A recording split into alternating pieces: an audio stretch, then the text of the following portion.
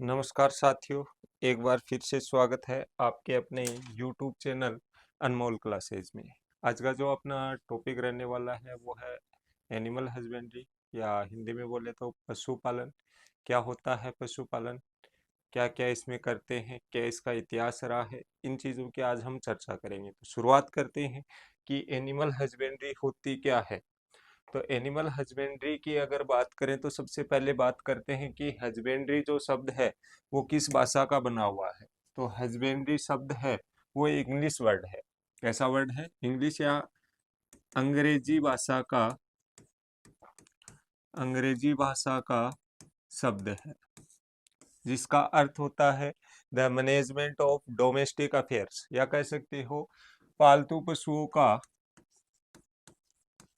पालतू पशुओं का, पशुओं का प्रबंधन, पालतू पशुओं का प्रबंधन करना। पालतू पशुओं का जो प्रबंधन करते हैं वो किसके अंतर्गत आता है? एनिमल हस्बेंड्री का। या कह सकते हैं पालतू पशुओं का आहार का, या कह सकते हो रोगों का या प्रजनन का प्रबंधन करना क्या है? एनिमल हस्बेंड्री है। बात करते हैं इसकी डेफिनेशन की। तो डेफिनेशन की अगर बात करें, the branch of agriculture, animal husbandry है वो किसकी शाखा है? कृषि विज्ञान की शाखा है, जो डील करती है, that deal with feeding, feeding, caring and breeding of domestic animals. जो डील किसके साथ करती है? फीडिंग। फीडिंग का मतलब उनको क्या खिलाना है। केयरिंग, किस प्रकार उनकी देखभाल करनी है। ब्रीडिंग, किस प्रकार हमें उनमें प्रजनन करवाना है। इन इन सभी चीजों की पालतू पशुओं में एनिमल हस्बेंड्री है वो डील करती है। इसके आगे बात करते हैं कि इसके उद्देश्य क्या है। तो उद्देश्य क्या है? तो सबसे पहला उद्देश्य है milk production, increase milk production. दूसरा एग प्रोडक्शन। तीसरा मीट प्रोडक्शन। ये इसके क्या है? उद्देश्य हैं। तो हम हिंदी में बोल सकते हैं कि जो उद्देश्य है पशुपालन का, उद्देश्य, उद्देश्य की अगर बात करें तो दूध, अंडा, मांस उत्पादन को, उत्पादन को बढ़ाना, उत्पादन को क्या करना? बढ़ाना है, वो इसका क्या है? हमारा मुख्य उद्देश्य है। इसके बाद एक टर्म और आता है, जिस टर्म आता है पशुधन। एनिमल हस्बेंड्री के अलावा ही एक टर्म और आता है जिसका वो टर्म है पशुधन। पशुधन क्या होता है? पशुधन इंग्लिश में बोले तो लाइव स्टॉक। किसे कहते हैं हम? Live stock. जो भी इकोनॉमिकल बेनिफिशियल जो आपके एनिमल्स हैं उनको हम क्या कहेंगे? Live stock. हिंदी में बोले तो आर्थिक महत्व के पशुओं को, आर्थिक महत्व, महत्व के पशुओं को, के पशुओं को, आर्थिक महत्व के पशुओं को पशुधन कहते हैं, पशुधन कहते हैं। जितने भी आर्थिक महत्व का मतलब जिनसे हमें कुछ ना कुछ क्या मिलता हो? उत्पाद मिलता हो। जैसे चाहे दूध मिलता हो, चाहे आप कह सकते हो अंडा मिलता हो, चाहे मांस मिलता हो, उसको हम क्या कहेंगे? पशुधन कहेंगे। फिर आगे हम बात करते हैं इसकी हिस्ट्री क्या रही है। ठीक है। तो लगभग आज से 10,000 6,000 पहले एनिमल हस्बेंड्री की, बीसी ईसा पूर्व है, एनिमल हस्बेंड्री की शुरुआत हुई थी। ठीक है। जो मैन पर्पज था, वो पर्पज क्या था? मीट प्राप्त करना, या कह सकते हो भोजन के उद्देश्य से पशुओं का पालन शुरू किया था।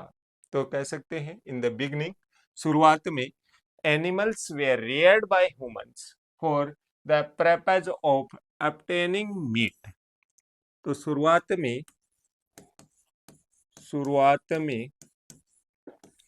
पशुपालन, पालन का मनुष्य द्वारा, मनुष्य द्वारा पालन मांस प्राप्ति के लिए, मांस प्राप्ति के लिए के लिए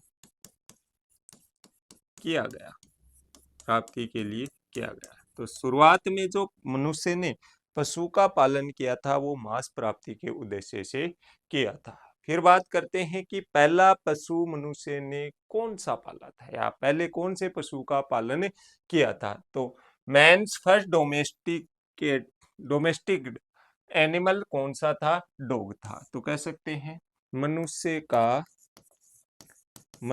का पहला पालतू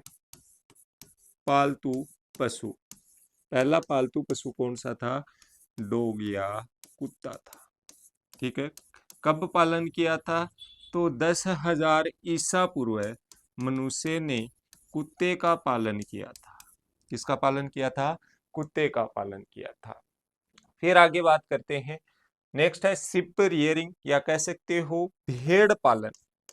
मनुष्य ने भेड़ पालन कब किया था, तो भेड़ पालन की अगर बात करें तो मनुष्य ने आज से 8700 ईसा पूर्व भेड़ का क्या किया था, पालन किया था। तो भेड़ का पालन किया था मनुष्य ने 8700 ईसा पूर्व, 8700 ईसा पूर्व मनुष्य ने भेड़ का पालन किया था। फिर आगे अगर हम देखें, नेक्स्ट आगे हम बात करें तो भैंस का पालन मनुष्य ने कब स्टार्ट किया था। तो भैंस के पालन की अगर बात करें, भैंस पालन की अगर बात करें तो मनुष्य ने भैंस पालन 2200 ईसा पूर्व शुरू किया। कितने ईसा पूर्व, 2200 ईसा पूर्व भैंस का पालन शुरू किया। फिर बात करते हैं मवेशी पालन की। मनुष्य ने मवेशियों का पालन कब शुरू किया था। मवेशी पालन की अगर बात करें, या कह सकते हो गाय का पालन है वो कब किया, तो मवेशी का पालन 6000 ईसा पूर्व किया, या कह सकते हो इंग्लिश में कैटल रियरिंग 6000 बीसी, 6000 बीसी। फिर नेक्स्ट बात करते हैं गोट रियरिंग, या कह सकते हो बकरी पालन। मनुष्य ने बकरी पालन कब किया, तो बकरी पालन की अगर हम बात करें तो बकरी पालन किया था 1700 ईसा पूर्व। कब किया था, 1700 ईसा पूर्व जो मनुष्य ने बकरी पालन किया था। तो ये तो था बेटा कुछ हिस्ट्री। आगे हम अगर बात करें नेक्स्ट, तो नेक्स्ट आता है क्लासिफिकेशन। क्लासिफिकेशन की अगर बात करें तो क्लासिफिकेशन उद्देश्य के आधार पे आप कर सकते हो। उद्देश्य के आधार पे करना चाहो तो हमें क्या प्राप्त होता है, तो उद्देश्य के आधार पे देखिए तो उद्देश्य से हमें क्या क्या प्राप्त होता है। एक तो मांस प्राप्त होता है, तो मांस के उद्देश्य से। दूसरा दूध हमें मिलता है, तो दूध के उद्देश्य से पशुओं का पालन कर सकते हो या वर्गीकरण कर सकते हो। ऐसे पशु जो मांस देते हैं वो तो कौन से आ गए, मांस देने वाले पशु। जो दूध देते हैं वो कौन से आ गए, दूध देने वाले पशु।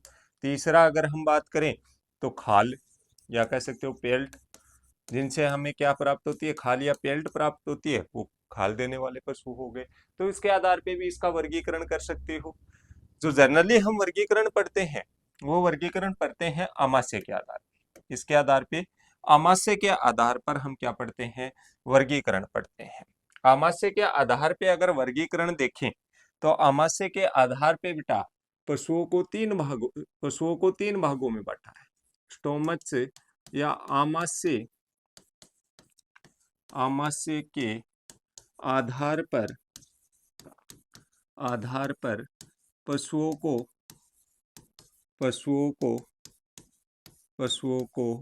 तीन भागों में बांटा गया।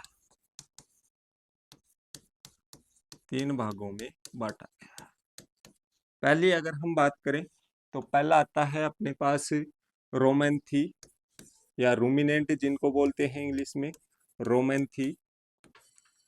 रोमेंथी। दूसरे पशु आते हैं अपने पास एरोमेंथी, जिनको नॉन रोमिनेंट बोलते हैं, एरोमेंथी या नॉन रोमिनेंट। तीसरा आता है अपने पास सूडो रोमिनेंट, या हिंदी में बोले तो आभासी रोमेंथी। ये तीन भागों में पशुओं को आमाशय के आधार पे बांटा गया है। पहले बात करते हैं रोमेंथी पशुओं की। किसकी बात करते हैं? रोमेंथी। कौन से होते हैं रोमेंथी, किस प्रकार हम इसकी पहचान करें? तो सबसे पहली पहचान तो है इनके खुर। इनके खुर दो भागों में बटे होते हैं, दो भागों में बटे होते हैं, बटे होते हैं। Its hooves are divided into two parts.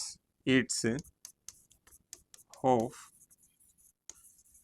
divided into two parts. Two parts. कितने भागों में बटे होते हैं? दो भागों में बटे होते हैं। ठीक है।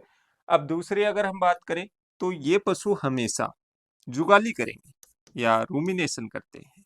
जुगाली को इंग्लिश में बोलते हैं रूमिनेशन, जुगाली करते हैं। इसके अलावा अगर और भी बात करें कि सर और कौन कौन से पशु हैं वो जुगाली करेंगे, तो एक आवासीय रोमेंथी पशु हैं, ये भी जुगाली करते हैं। आवासीय रोमेंथी हैं, ये भी क्या करते हैं? जुगाली करते हैं। ठीक है। लेकिन आवासीय रोमेंथी पशुओं का आमाशय वो तीन भागों में बटा होता है। आमाशय कितने भागों में बटा होता है? तीन भागों में। फिर आगे नेक्स्ट पॉइंट की अगर हम इसमें बात करें रोमेंथी में, तो नेक्स्ट पॉइंट की अगर हम बात करें तो बेटा इनका आमाशय चार भागों में बटा होता है। इनका आमाशय चार भागों में बटा होता है। चार भाग कौन कौन से होते हैं? बटा होता है।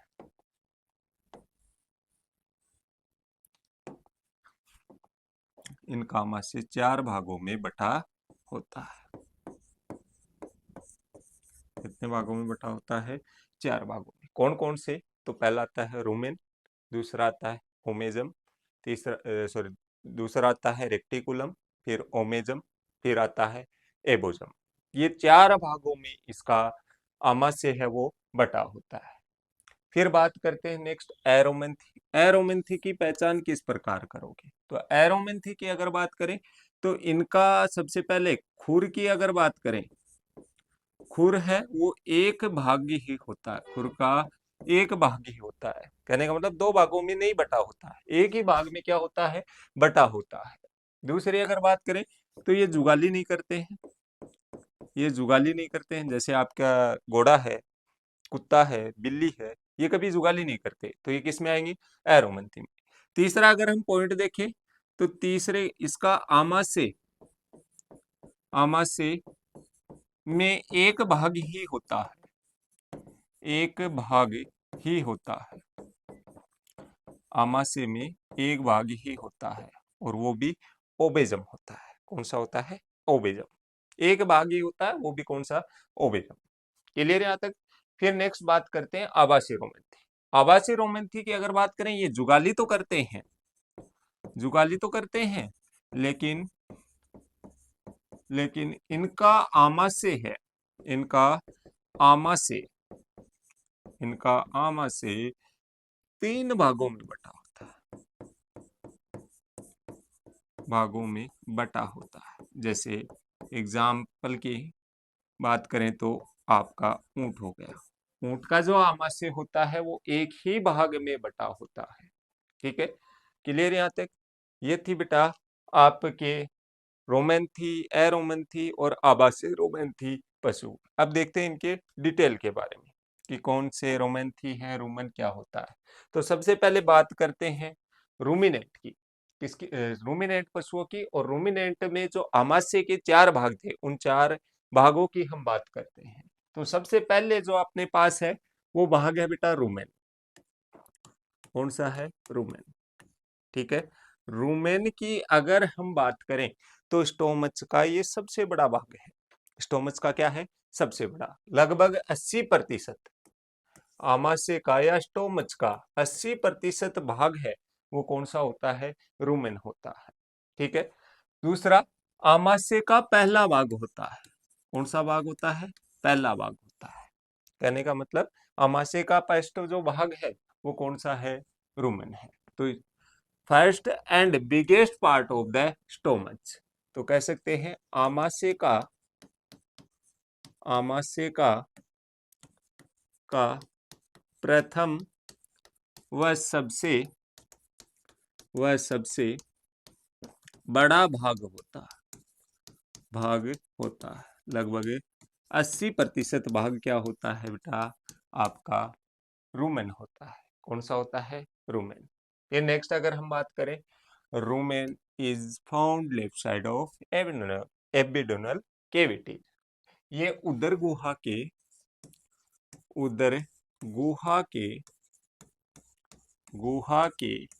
बाईं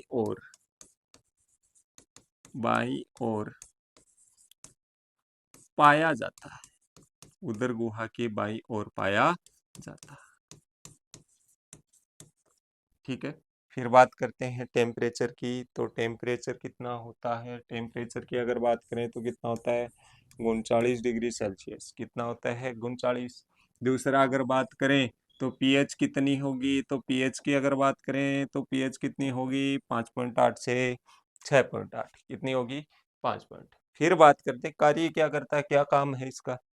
ये आमाशय का भाग है, या कह सकते हो एक पाचन तंत्र का भाग है ये, तो कुछ ना कुछ कार्य तो करेगा। तो कार्य की अगर बात करें तो कार्य क्या करता है? कार्य की अगर बात करें तो पहला कार्य होगा फर्मेंटेशन, या हिंदी में बोले तो किण्वन। क्या करता है? किण्वन करता है। क्या करेगा? किण्वन। क्या करता है? किण्वन करेगा। क्या करेगा? किण्वन। और किण्वन भी पूछे किसका करेगा, तो किण्वन किसका करता है? सेल्यूलोज का। किसका किण्वन करेगा? सेल्यूलोज का। फिर नेक्स्ट बात करते हैं, दूसरा काम करेगा भोजन के भंडारण का।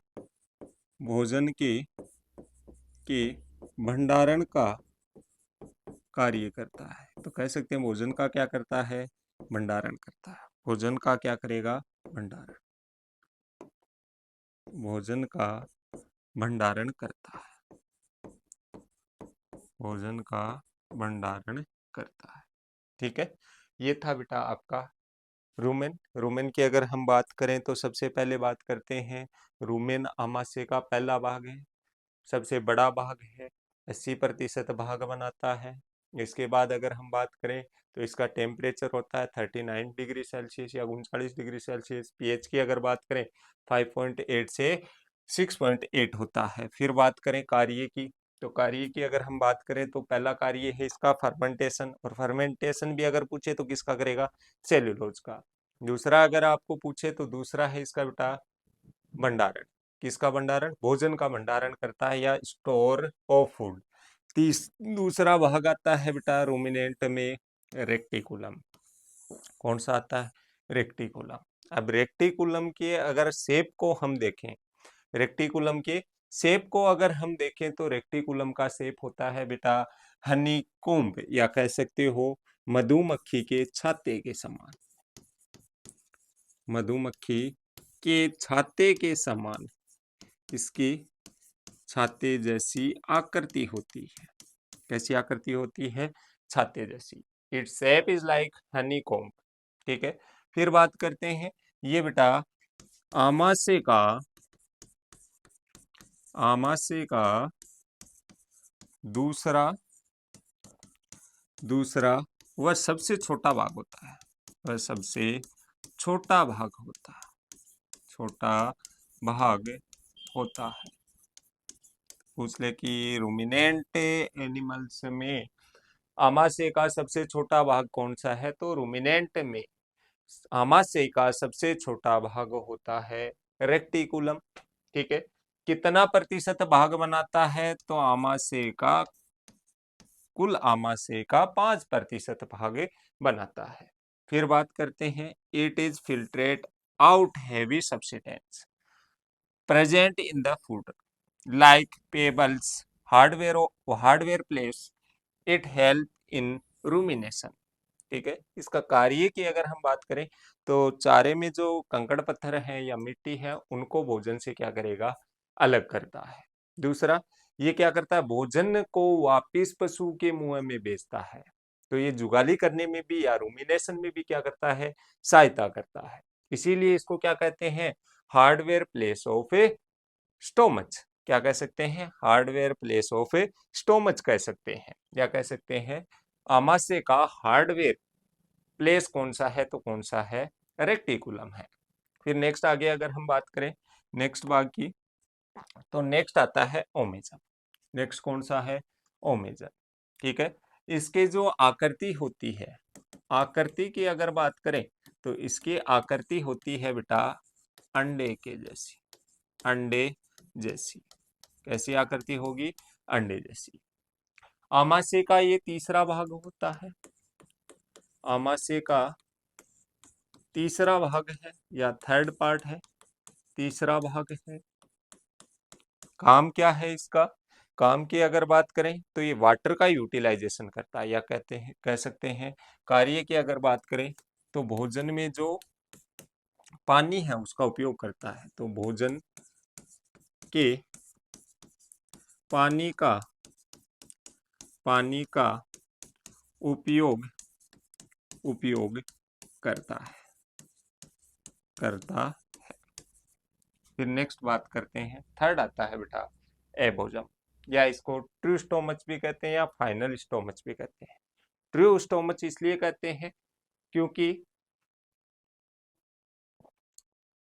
ट्रू स्टोमच इसलिए कहते हैं क्योंकि बेटा इसमें वास्तविक जो भोजन का पाचन होता है वो आमाशय के इसी भाग में होता है। फाइनल इसलिए बोलते हैं क्योंकि आमाशय का क्या है, ये अंतिम भाग है, इसलिए इसको क्या कहते हैं, फाइनल स्टोमच भी कहते हैं। या हिंदी में बोले तो ट्रू को बोल देंगे सत्य आमाशय, सत्य आमाशय। और फाइनल स्टोमच को बोल सकते हैं अंतिम आमाशय, अंतिम आमाशय। आमाशय का ये 6 से 7% भाग बनाता है। कितना बनाता है, 6 से 7%। फिर बात करते हैं, it is the glandular part in which digestive juice are secreted which lead to the actual digestion. इसके अंदर या कह सकते हो यह एक ग्रंथिल भाग है, ग्रंथिल भाग है। इसमें क्या पाई जाती है, ग्रंथियां पाई जाती हैं, इसलिए क्या है, ग्रंथिल भाग है, जो जिसमें या इसमें नेक्स्ट पॉइंट लिख सकते हो, इसमें पाचक रस पाए जाते हैं, पाचक रस पाए जाते हैं, पाए जाते हैं, जो भोजन का पाचन करते हैं, जो भोजन का पाचन करते हैं, भोजन का क्या करते हैं, पाचन करते हैं।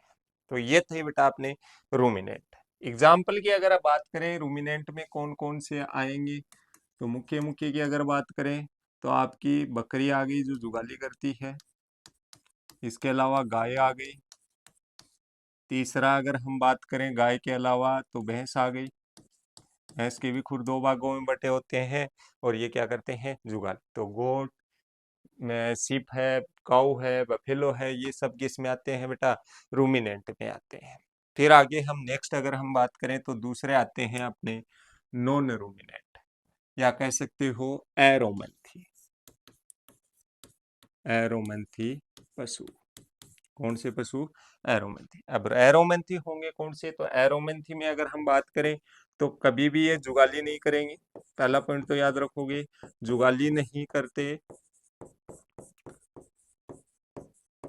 दूसरा, इनमें या तो खुर होगा नहीं, खुर या होफ होगा ही नहीं, होगा नहीं, नहीं। यदि होता है, यदि है, होता है तो 2 भागों में नहीं बटा होता, तो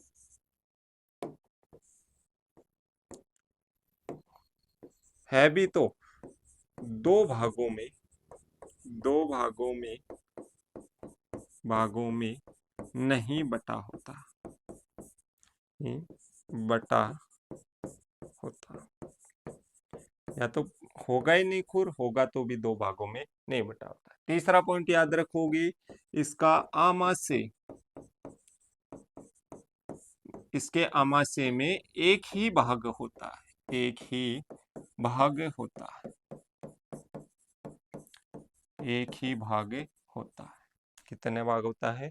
एक ही भाग होता है। क्लियर? यहाँ तक बात करते हैं। देखो, in this type of animal stomachs are not divided, only one part abomasum are present. Example की अगर बात करें तो पिग। अब पिग में याद रखोगे इसके खुर दो भागों में बटे होते हैं, लेकिन ये आता किसमें है? नॉन रोमिनेंट में आता है। किसमें आता है? नॉन रूमिनेंट में आता है, या कह सकते हो एरोमेंथी पशुओं में आता है। फिर बात करते हैं केट, डॉग और डंकी। कह सकते हो पिग सुअर, केट बिल्ली, डॉग कुत्ता और गधा। ठीक है, इसके अलावा घोड़ा भी है आपका, वो भी किस में आता है? एरोमेंथी पशुओं में आता है। फिर नेक्स्ट अगर हम बात करें लास्ट क्लासिफिकेशन, अगर हम देखें तो लास्ट क्लासिफिकेशन आता है आभासी रोमैंथी। कौन सा आता है? आभासी रोमैंथी। अब आभासी रोमैंथी पशु कौन से होंगे? तो आभासी रोमैंथी की अगर हम बात करें तो आभासी रोमैंथी पशुओं में बेटा वे पशु आते हैं जिनका आमाशय कितने भागों में बटा होता है? 3 भागों में। कौन कौन से? रूमन, रेक्टिकुलम और एबोजम में। पहले बात करते हैं रूमन, रेक्टिकुलम, एबोजम। इसमें अगर पहले बात करें तो कौन सा भाग एब्सेंट है? कौन सा भाग एब्सेंट है? ओमेजम एब्सेंट है। कौन सा है? ओमेजम। ओमेजम जो भाग है वो क्या रहता है इसमें? एब्सेंट, या कह सकते हो अनुपस्थित रहता है। इसी कारण ऊंट है वो लंबे समय तक पानी बगैर पानी के रह सकता है। तो इनमें जो आमाशय है वो कितने भागों में बटा रहता है? 3 भागों में, रूमन, रेक्टिकुलम, एबोजम। ठीक है।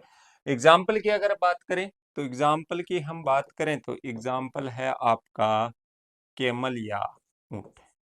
केमल या ऊंट। ये तो था हमारा वर्गीकरण। आज के लिए इतना ही। अगर क्लास अच्छी लगी हो तो लाइक कर दें, सब्सक्राइब कर दें चैनल को, ताकि आगे अच्छे से अच्छे आपको वीडियो मिल सके और भी अच्छी क्लासें मिल सके। Thank you. आगे हम जो नेक्स्ट जो अपना टॉपिक रहेगा वो टॉपिक रहेगा बेटा इंट्रोडक्शन ऑफ जेनिटल ऑर्गन्स, या कह सकते हो रिप्रोडक्टिव जो ऑर्गन्स सिस्टम के जो ऑर्गन्स है उनके बारे में हम चर्चा करेंगे। मेल में कौन से, मेल जो रिप्रोडक्टिव सिस्टम है उनमें कौन कौन से ऑर्गन होते हैं, फीमेल में कौन कौन से होते हैं, या कह सकते हो मादा जनन तंत्र में कौन कौन से आपको अंग मिलेंगे और नर में कौन कौन से मिलते हैं। तो थैंक यू, धन्यवाद आपको।